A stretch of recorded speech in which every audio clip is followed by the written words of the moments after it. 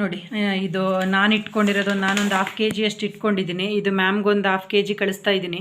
ಇದಕ್ಕೆ ಆಲ್ಮೋಸ್ಟು ಎಷ್ಟೊಂದು ಹಾಕಿದ್ದೀನಿ ಅಂದರೆ ಸ್ವಲ್ಪ ಅಂದರೆ ಬೇರೆ ಚಟ್ನಿ ಪುಡಿಗಳೆಲ್ಲ ತುಂಬ ಬೇಗ ಮಾಡ್ಬೋದು, ಅಂದರೆ ತುಂಬ ಅದೇನು ಟೈಮ್, ಬಟ್ ಇದು ಸಖತ್ ಟೈಮ್ ತೊಗೊಳುತ್ತೆ.